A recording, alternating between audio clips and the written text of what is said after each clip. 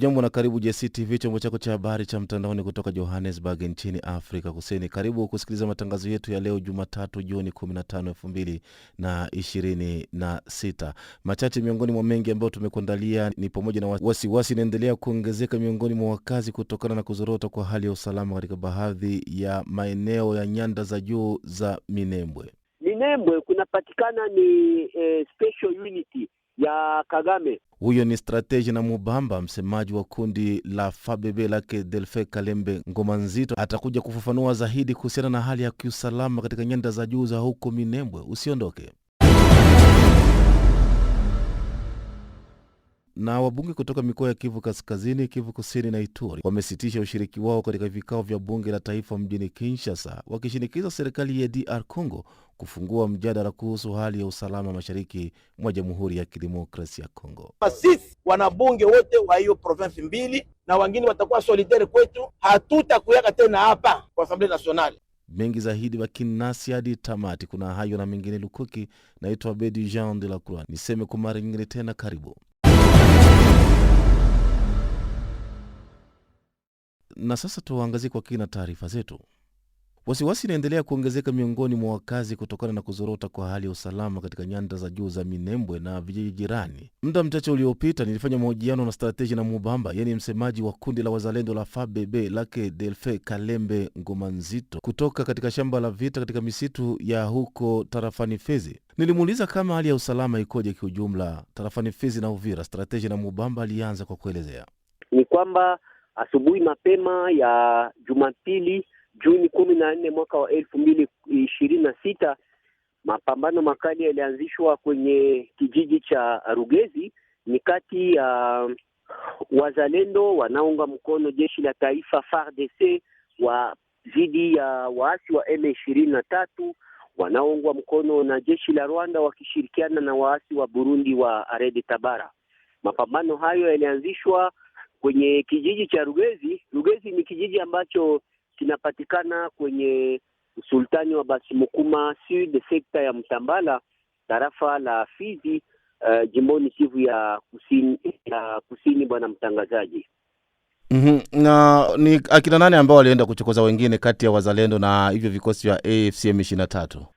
Bila shaka bwana mtangazaji, ni kwamba asubuhi mapema ya saa 12 hivi waasi wa M23 waliweza kuanzisha shambulizi dhidi ya ngome ya jeshi la taifa pamoja na wazalendo wa kundi la CPLC FABB. Kijeshi linaongozwa naye Luteni Jemadari Delfe Kalembe Ngomanzito, ambaye kwa sasa anaongoza unité spéciale des opérations ya wazalendo jimboni Kivu ya Kusini. Mapambano makali yalianzishwa wakati ambapo waasi ambao walikuwa wanatamani kupenya kwenye maeneo ya Rugezi Center ili kwamba wajielekeze kwenye maeneo ya Kabanja, Kitumba, Kasiru, Milimba pamoja na Nakatete, katika hali ya kutamani kupata njia ili kwamba wajielekeze kwenye kijiji cha Lulimba na kisha waweze kuhatarisha usalama wa raia walioko kwenye majimbo ya Tanganyika pamoja na jimbo la Manyema, tukiwa tu mashariki mwa Jamhuri ya Kidemokrasia ya Kongo. Wazalendo waliweza kuwakabili na mapambano yaliweza kuanzishwa. Mpaka sasa tunapozungumza nawe bwana mtangazaji, mapambano bado yanaridhisha. Vijana wazalendo wa CPLC FABB ambao wanaunga mkono jeshi la taifa wanasimama imara wakiwa na nia na ya kutetea udongo wa mababu zetu ili kwamba raia walioko kwenye milima mirefu ya taifa la Fizi, hususan hapo Rugezi na kando kando, wasiweze kukabiliwa na uhasama ambao unaendeshwa na jeshi la Rwanda mashariki mwa Jamhuri ya Kidemokrasia ya Kongo bwana mtangazaji. Strategy, wananchi wamechoshwa na mapigano. Kwa muda mrefu wazalendo mmekuwa mkiahidi kurejesha maeneo yaliyotekwa na AFC M23. Leo ni maeneo gani hasa mmefanikiwa kuyadhibiti tena? Bwana mtangazaji, vita unajua siku vinaanza, lakini hauwezi ukafahamu vitaisha siku gani. Ni kweli kwamba yapata sasa miaka kadhaa nchi Kongo inashambuliwa na jeshi la Rwanda kuanzia mwaka wa 1996, jeshi la Rwanda ambalo lina nia ya kutamani kuigawa nchi ya Jamhuri ya Kidemokrasia ya Kongo linatumia mbinu kadhaa ili kwamba liweze kuyumisha usalama mashariki mwa Jamhuri ya Kidemokrasia ya Kongo katika nia ya kutamani kuleta mashambulizi na kuleta kisingizio cha kuweza kuhatarisha na kuleta machafuko mashariki mwa Jamhuri ya Kidemokrasia ya Kongo. Kwa sasa jeshi la FARDC pamoja na wazalendo wanaendelea kutafuta amani mashariki mwa DRC. Vijiji kadhaa vimekwisha kugombolewa na jeshi la taifa mikononi mwa wanajeshi wa Rwanda. Kijiji cha Mikenge, kijiji cha Kalingi, kijiji cha Kakenge na sehemu kubwa ya kijiji cha Minembwe pamoja na Rugezi kwa sasa inapatikana mikononi mwa jeshi la taifa. Kusema kwamba jeshi la taifa pamoja na wazalendo walikula kiapo chao ni kutetea udongo wa mababu zetu hadi damu ya mwisho, ili hadi raia wa Kongo waweze kuishi kwa amani. Kumekuwa na malalamiko kutoka kwa baadhi ya wananchi kwamba vita hivi vimewalazimu kuhama makazi yao mara kwa mara strateji. Je, wazalendo, ninyi mnachukua hatua gani kuhakikisha kwamba operesheni zenu hazisogezi mateso ya raia mnaodai kuwalinda? Bwana mtangazaji, wazalendo pamoja na jeshi la taifa wanaendesha operesheni zao wakiheshimu haki za kibinadamu.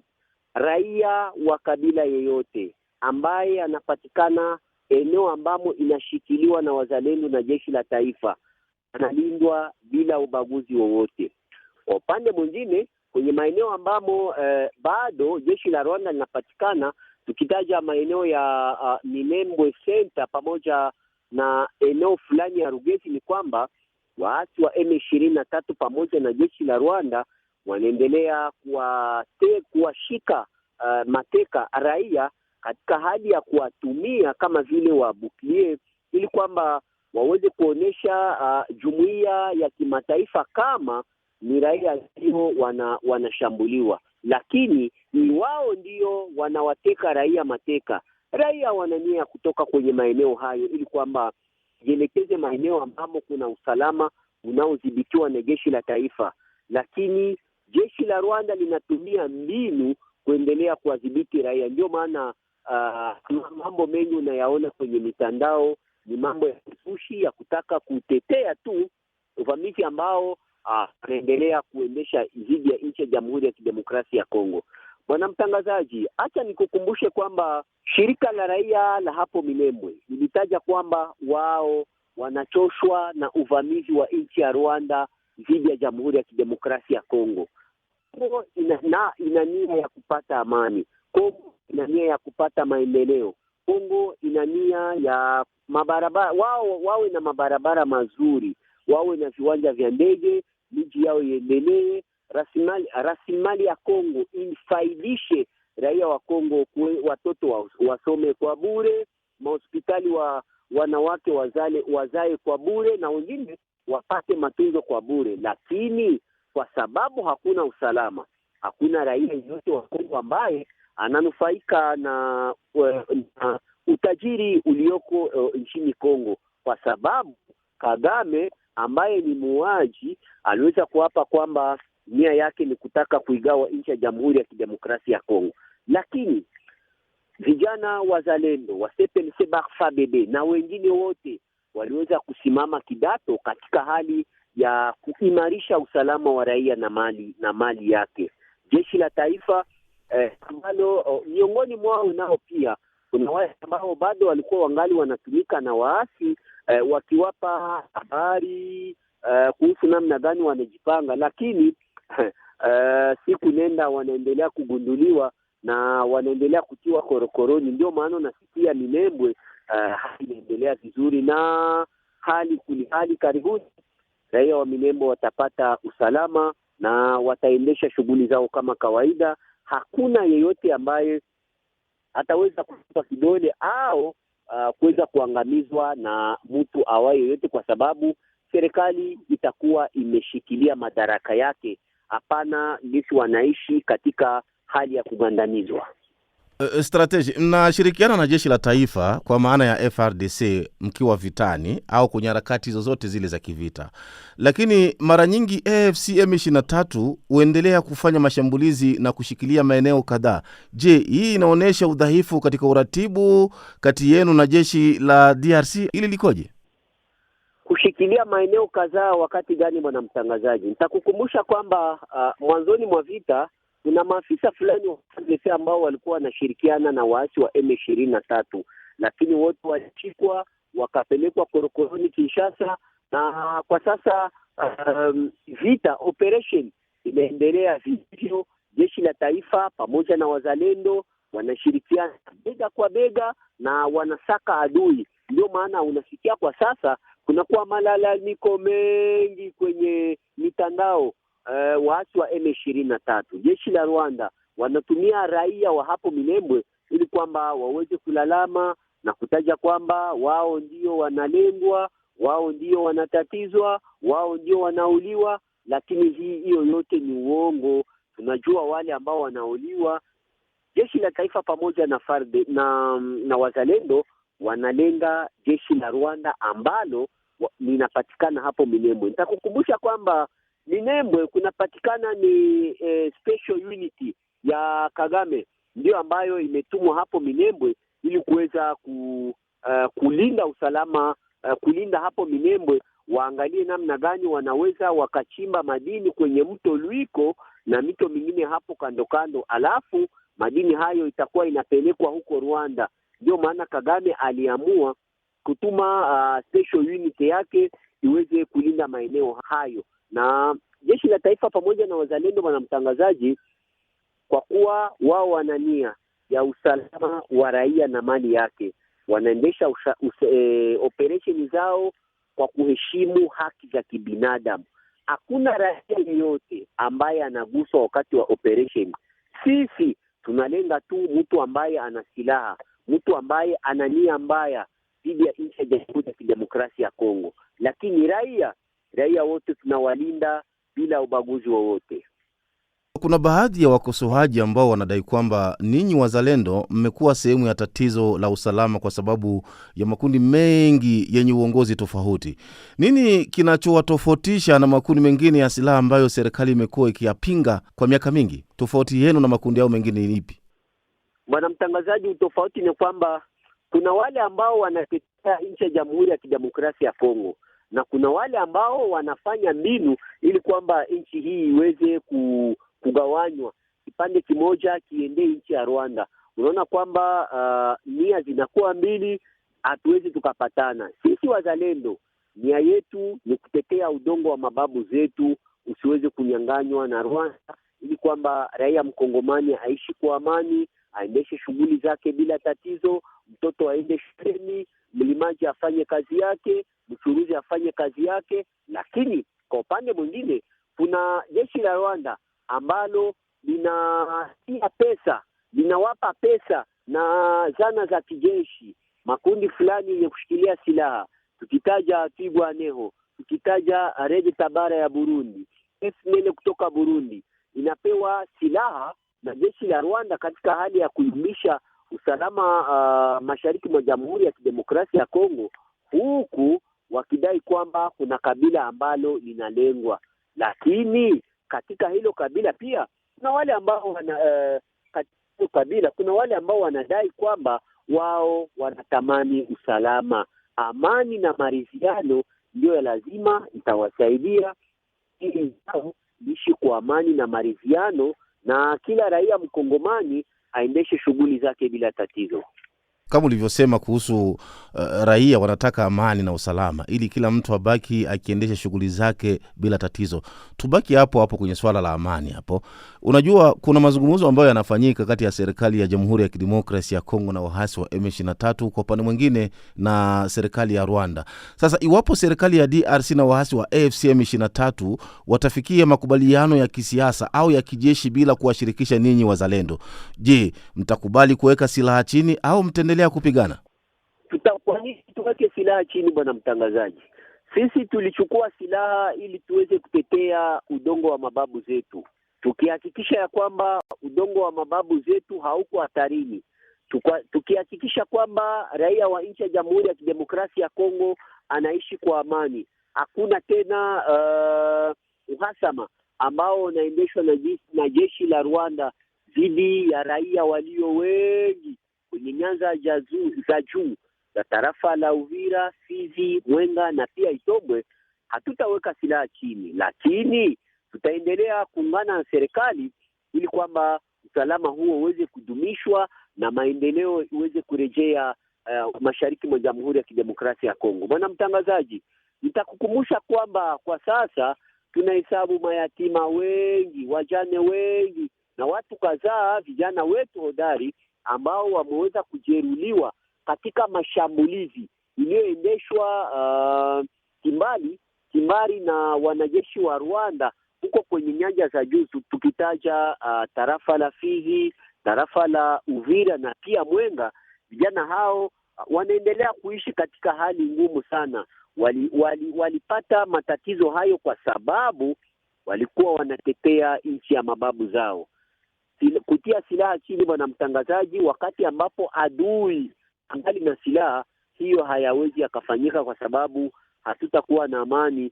Yule ambaye anahatarisha usalama wetu bado angali na silaha, kisha tie silaha chini, hayawezi yakaeleweka.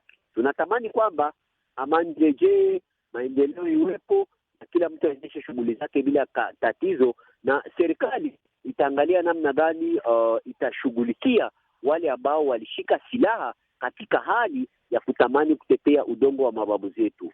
Nitakumbusha mara nyingine kwamba kwa sababu wazalendo waliweza kuchukua silaha ili kutetea udongo wa mababu zao, ndio maana kwa sasa serikali iliyopo madarakani bado ingali inaendelea, kwa sababu waasi walikuja na kasi, walikuwa wanatamani kupitia Minembwe ili kwamba wafike bendera, waingie kwenye jimbo la Tanganyika, lakini wazalendo waliwazuia hapo kwenye maeneo ya Rugezi na kando. Ni jambo ambalo tunaweza tukalifurahia, kwa sababu nchi yetu kwa kweli ina vijana ambao waliweza kujitolea ili waweze kutetea udongo wa mababu zao. Aya, tubaki hapo hapo kwenye kuweka silaha chini, na hili ndio litakuwa swali langu la mwisho, ni kuache uendelee na majukumu yako mengine. Mnawezaje kuhakikishia wananchi kwamba baada ya vita kuisha, hapa tunazungumzia baada ya vita kuisha, wapiganaji wa wazalendo hawatageuka kuwa chanzo kipya cha ukosefu wa usalama kama ilivyotokea kwa baadhi ya makundi ya silaha huko mashariki mwa Jamhuri ya Kidemokrasia ya Kongo? Wazalendo hawakuchukua silaha ili kuweza kuimarisha usalama wa raia. Wazalendo walichukua silaha ili kutetea usalama wa raia, kulinda raia na mali yake. Bwana mtangazaji, kama haingekuwa wazalendo kwa sasa kwenye nyanja za juu za tarafa la Uvira, Fizi na Mwenga, kama hakuna tena watu, kwa sababu wakati ambapo Kagame alichukua mbinu za kuwapa silaha wale Watwiganeho, Red Tabara pamoja na FNL, kuwatuma kwenye nyanja za juu za tarafa la Uvira, Fizi, Mwenga, Itombwe, nia yao ilikuwa ni kufukuza makabila zote kwenye nyanja za juu na kuacha tu kabila moja la Watusi ili kwamba waweze kumiliki eneo hilo na waweze kuiunda nchi mpya ambayo wao wanailota kila siku. Lakini kwa sababu wazalendo walisimama kama vile mtu mmoja, walizuia mradi huo usiweze kufikiwa, na serikali kwa sasa inaona umaana wa kitendo ambacho wazalendo waliweza kukiendesha. Umahiri wao unasaidia sasa serikali iliyopo madarakani, wakongomani wote wafahamu nani ndiye adui wa nchi na nani ndiye rafiki wa nchi. Sisi hatuwezi kamwe kuwa chanzo cha ukosefu wa usalama dhidi ya raia wa Kongomani, kwa sababu tulichukua silaha ili kutetea udongo wa mababu zetu usiweze kuvamiwa na mtu yeyote ambaye ana nia mbaya. Tuliapa udongo wa mababu zetu utachukuliwa ikiwa mtu wa mwisho anafariki, kwa sababu nchi ya Kongo ina mali, ina rasilimali, ina vijana ina kila kitu ambacho kinaweza kutusaidia kuweza kutulindia usalama, ili hali sote tuwe na umoja na pia tushirikiane pamoja na utawala uliopo madarakani. Sisi hatupingani na usalama na utawala uliopo madarakani, hatupingani na serikali, tunatumika sambamba na serikali tukiwa na nia moja ya kulinda udongo wa mababu zetu usiweze kupelekwa na wageni, kwa sababu nia ya Kagame, bwana mtangazaji, ni kugawa nchi ya Jamhuri ya Kidemokrasia ya Kongo ili kwamba apate nafasi ambapo ataendelea kupora rasilimali ya nchi yetu. Nchi yetu ina utajiri, lakini kwa sababu ya utajiri huo ndio maana tunashambuliwa siku nenda. Nchi za Ulaya, nchi fulani za bara la Afrika wanaleta pesa, wanawapa Rwanda pamoja na silaha ili waweze kushambulia, watukoseshe amani, wapate nafasi ya kuweza kupora mali yetu, huku wakileta visingizio kadhaa ambavyo havina msingi, bwana mtangazaji. Ni strategia na mubamba huyo msemaji wa kundi la FABB lake Delfe Kalembe Ngoma Nzito, ambaye nilifanya naye mahojiano hivi punde. Kwingineko ni kwamba wabunge kutoka mikoa ya Kivu Kaskazini, Kivu Kusini na Ituri wamesitisha ushiriki wao katika vikao vya bunge la taifa mjini Kinshasa, wakishinikiza serikali ya DRC kufungua mjadala kuhusu hali ya usalama mashariki mwa Jamhuri ya Kidemokrasia ya Kongo. Germain Asani Kiawere na ripoti kamili. Hii ni baada ya serikali ya dharura kuonesha uzembe wake katika swala la usalama, huku wanabunge wakishitumu bunge la taifa kuweka vikwazo katika harakati za kujadili swala la kusitisha uongozi wa dharura, akisema Willy Mishiki akiwa mbunge wa Kivu Kaskazini. Kuna wakolege wetu walikuwa instrumentalize par hii hela imetembea ndani ya mule, hela imetembea hata mali ilipata hela. Tunaona hii damu ya wandugu zetu wanakufa Ituri, wanakufa leo Sud Kivu, wanakufa Nord Kivu na hata nani Beni, Nord Kivu Beni bien, na wanakufa vile vile Otuele leo. Ndio tunasema sisi wanabunge wote wa hiyo province mbili na wengine watakuwa solidaire kwetu, hatutakuyaka tena hapa kwa Assemblée Nationale mpaka siku yenye hii deba inarudia, na tunakonsidere hii comme trahison à l'égard ya chef de l'État, sababu kuna ugovi mingi komune ndani, kuna wizi ya hela, kuna complicité mingi. Leo opposition unasema balkanisation, ilikuwa occasion ya kuweza leo kudemontre kama kweli sisi wabunge tunafanya kazi yetu, na hii ilikuwa entre sisi wa député na waziri wiklo, hakuna mtu ambali na hakuna television, hakuna micro, hakuna enregistrement. Kukatala hiyo deba ni kusema kama kweli kuna angui surosh, ni kusema kama kuna watu wenye kweli wiko wa complicité na Kagame na hii agression, wanakula damu ya wakongomani. Ndio maana tumetoka mwetu tunasema hatupendi kuwa complice ya wale wenye wako leo wanapata hela ya damu. Mashirika za wanawake wakiunga mkono hatua hii, huku zikiomba serikali kuingilia kati ikiwa wanaoangamia ni raia. Pelaji Lumbulumbu ni wa shirika la wanawake Kivu Kaskazini. Ndugu zetu ambao tuliweza kupeleka huko juu, wale ambao wanaturepresente ku niveau national, wanaambatana nasi kama vile raia. Tunashukuru sana, kwani wanaona ya kwamba tuna shida kubwa sana. Kwa kweli sisi hatuone kazi kabisa ambayo etat de siege nafanya, kwani etat de siege kazi yake ni pesa tu. Wao wanakuja kweli wanafanya development or haiko ile ndio kwa mission principale. Development inaendaka pamoja na security. Sisi kama raia, mimi kama vile mama, mimi nilipendelea kabisa ya watu wa etat de siege wajiokipe sana juu ya security ambayo wadepute wetu wanakamata kwa niveau national, wale wa representant wetu wa eti. Tunafurahi sana, kwani wanaonesha kwamba kabisa wako nyuma yetu sisi kama vile raia, na tunasema kwamba kabisa wakazana na wakazia sana hiyo kitu, na wale watu wa etat de siege ikuwa interpellation kwao. Mimi ninafurahia hiyo jambo kwa represente na kati ya depute anapasha tetea raia yake, inabidi pia afanye control na public government na tumika namna gani, basi ilikuwa ndio kama na government yetu ya Kongo, na ni wao pia ndio wataamua tena kuangalia namna gani mnivo ya Assemblée Nationale waweze kukamata tena nyingine mipango kuhusu hiyo etat de siege. Shirika la raia mkoani Ituri likisema, Diodone Losa ni kiongozi wa shirika hilo. Tunaangalia tu, na kwa sababu ni tangu zamani tumechunga waweze kuamua hivi bado hawajaamua, na hatujue kama ile mpango yao inaweza kutusaidia kweli kwa sasa kupata suluhisho kwa ile shida tunazo. Mara mingi wakisimamisha kushiriki pamoja, kwa mwisho wanapatana, kisha mambo yanaendelea kama hivyo. Tunasi wale wanambunge waweze kurudia katika dhamiri zao, waone hali ya raia jinsi wanateseka nyumbani kwa Ituri, kwa Kivu za kaskazini na chini, kusudi waweze kufanya kitu ambayo itasaidia hii majimbo kupata usalama ya kweli ya kudumu. Etat de siege sio mpango wa kawaida. Wachambuzi wa masuala ya kisiasa katika kanda la maziwa makuu wakiwa na hisia tofauti. Ashili Kapanga yuko katika mji wa Kinshasa. Mauaji magumu na kuwa mengi sana. Sasa tunajiuliza,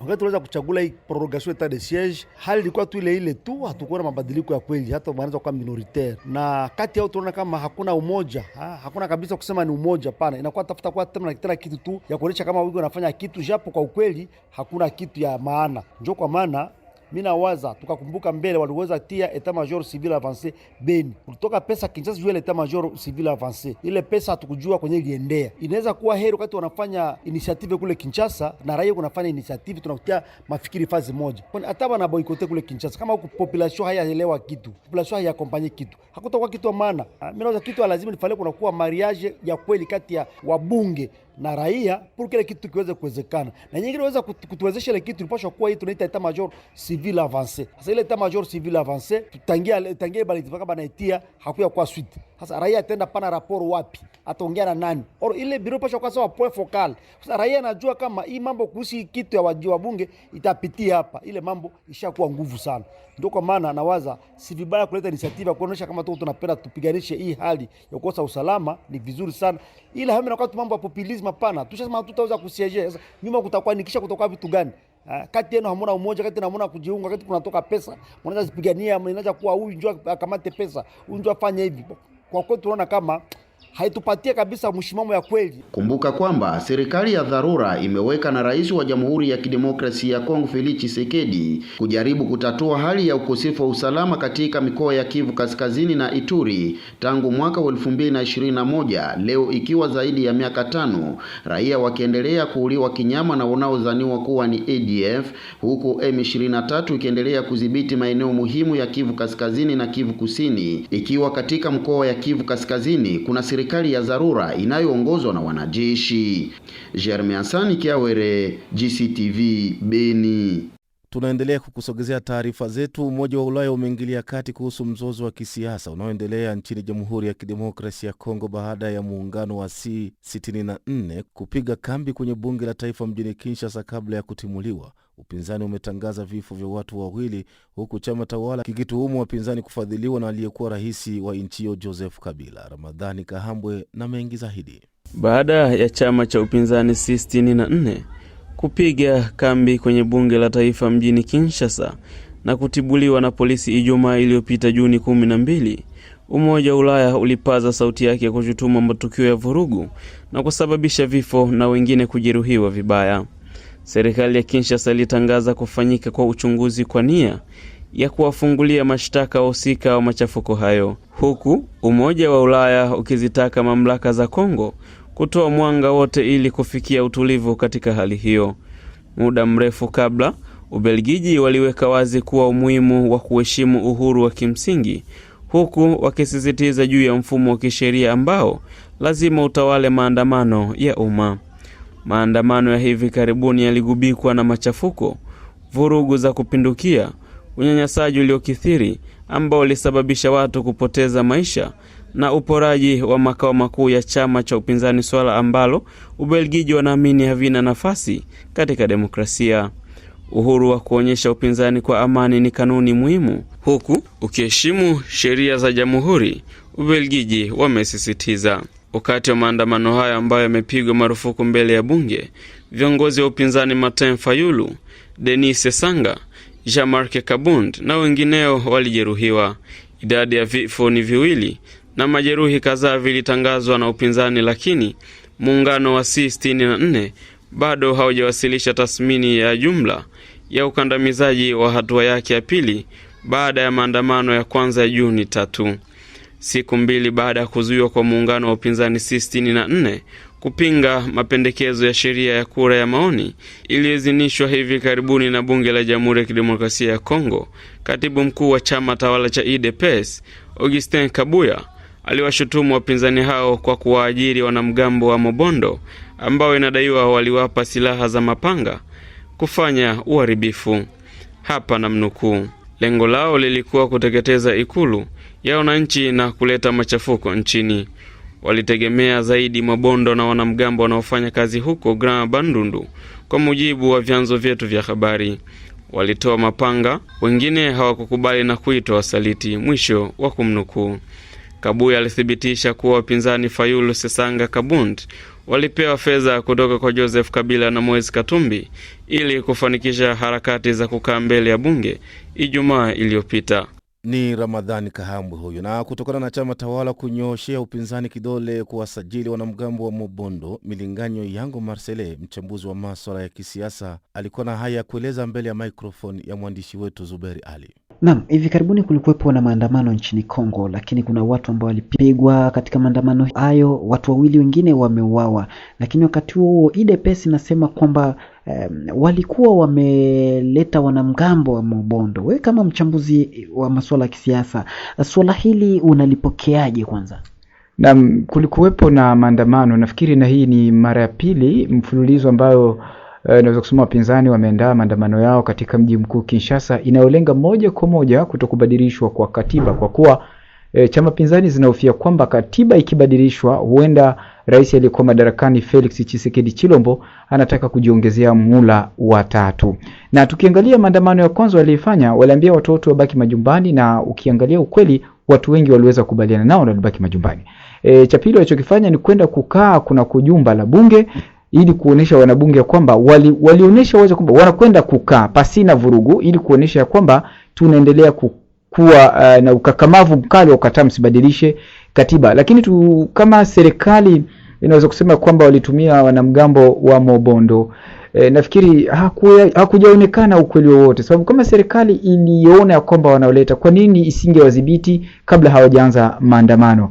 Nafikiri hiyo ni kauli ya kisiasa ambayo serikali inaitumia kwa sasa kulingana na makosa yaliyoonekana, kutumia nguvu nyingi kwa kuweza kuwadhibiti wapinzani. Tukumbuke kati yao wamoja walijeruhiwa, labda walijeruhiwa kwa kuweza kupigwa risasi, wengine walijeruhiwa kwa kuweza pia hata kupigwa rungu za polisi. Na pia kuna video zinatembea mitandaoni leo kuonesha polisi wa DRC nao wanajihusisha kuwapiga watu hadi kuwavunja miguu akitumia miti, mbao na kadhalika. Nikusema kwamba serikali ya Kongo inagundua kwamba wapinzani kwa sasa wana ushawishi mkubwa mjini Kinshasa na wana uwezo wa kuziwia kutoweza kufanikisha mpango wao wa kubadilisha katiba. Nafikiri hizo zote wanazungumza ni kujaribu kuficha maovu yao, lakini ukweli ni kwamba walitumia nguvu nyingi kwa kuweza kuwadhibiti wapinzani.